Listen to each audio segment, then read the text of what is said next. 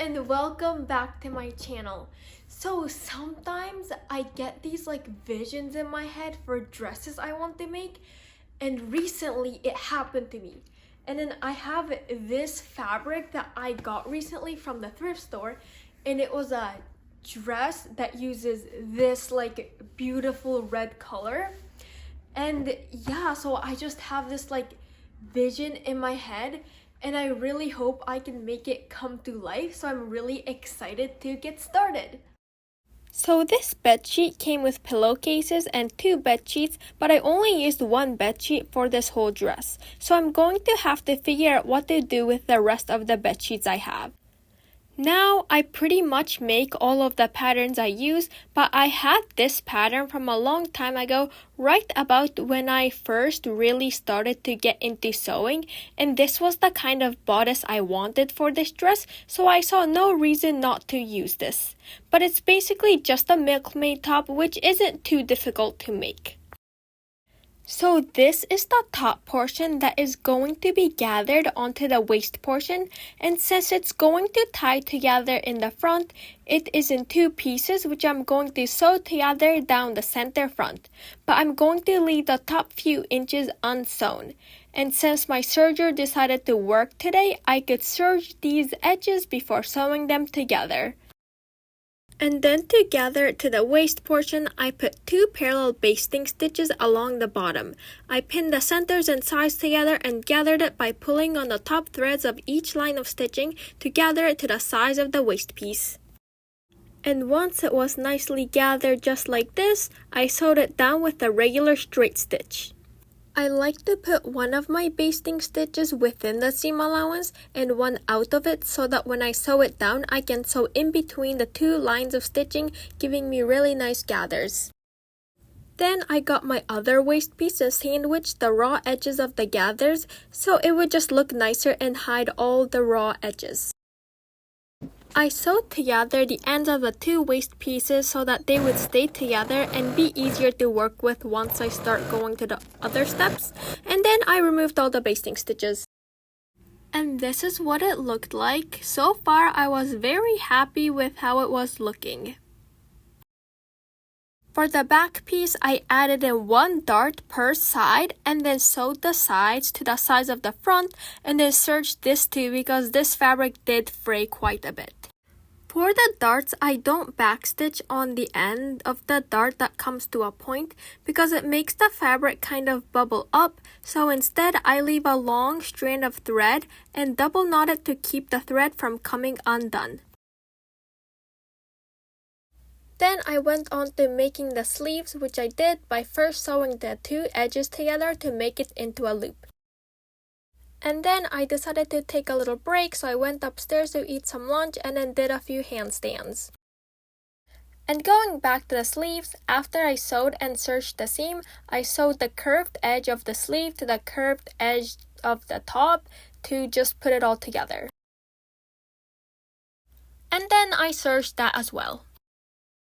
Next, I hemmed all the way along the top from the back of the top to the front, and I did this for each side. And it was so nice outside, so I decided to go to the pool. Look how just beautiful the sky is, and the leaves were just so green, and I just love going on walks, and yeah, it was just such a nice day to go to the pool. And I also thought these flowers were so pretty. These were just in front of the pool.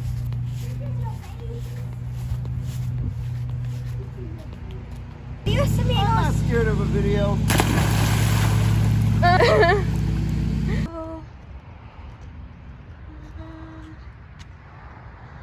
And when I came back, I cut out some strips to go along the top of the top so that I can add in the elastic for the sleeves and the strips of fabric for the front to gather it up. I folded in the raw edges of the strip of fabric and ironed it down and sewed it a bit over 1 centimeter away from the edge of the top. And I sewed it from the front of the top to the end of the sleeves. And I sewed down the 2 long sides so that it creates a channel where we can thread stuff through. I also did the same thing to the hem of the sleeves where I hemmed it and then added in the channels around so that we can add in the elastic. And this is what it looked like once that was all done. Next, I got some more strips of fabric for the front of the top. I folded them right sides together and sewed it down so that it was 1 centimeter wide and turned it right side out using a safety pin.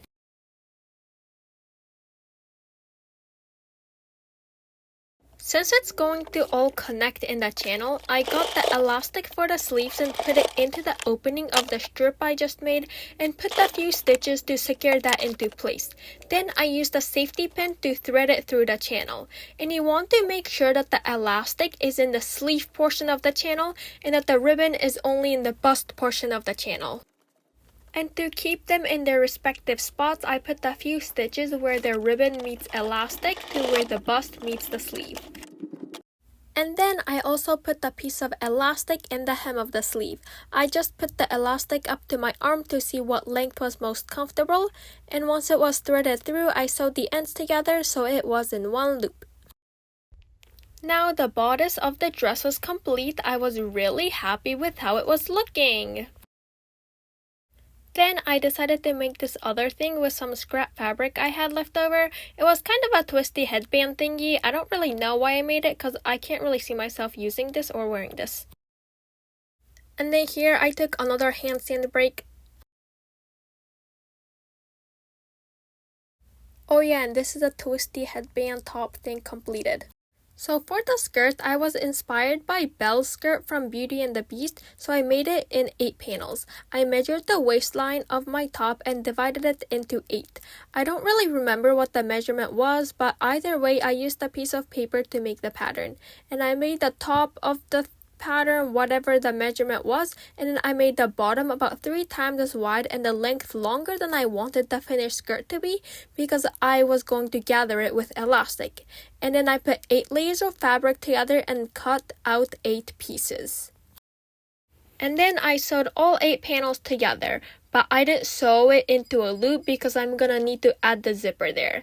And the 2 sides of this fabric looks very similar, but one side is a little bit shinier than the other. And after a lot of contemplation, I decided to make the shiny side the right side, if you care. And yep, I just sewed it all up. It was a lot of sewing, but you know, this skirt really wasn't that hard to make. And then to gather the seam of each panel, I took elastic the length I wanted the skirt to be and stretched it while sewing it on the seam allowance of each panel so that when I was done sewing, it would nicely gather up. And yeah, that's basically how you make the skirt. So I pinned it onto myself, but I feel like the skirt needs a lot more volume. I do plan on putting a petticoat under the skirt, but even still, this is how wide it is, and I don't really like that. And I don't want to redo the whole skirt, so I think what I'm gonna do is cut down the middle of the panels and insert like a triangle into each panel, so then it will make the circumference bigger without having to like make a whole new skirt and without changing the length of the waist right here. And for now, I'll do it to a few of the panels, and if I think I need more volume, then I'll just do it to more until I have the volume I want. Right after I recorded that, I realized that I do have to do it to each and every single panel, or it would look really weird if the panels all look different. But I made use of the pattern I made before and turned it into a triangle and cut out a bunch of those. It was kind of tricky cutting the panels in half because of it already being gathered, but I figured it out. So I just finished adding all the panels and this is how it looks. I definitely like how much more volume it has and how much more flared it is. But like when it just sits down like this, it definitely does look very different from how it did before. But hopefully with the petticoat underneath, it will look better. So I think I'm just gonna leave it like this for now. And so I sewed the skirt onto the bodice.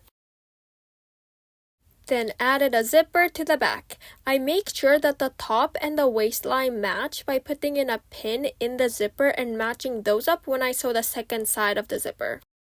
Oh yeah, and don't forget to use a zipper foot for this. That will make things a lot easier.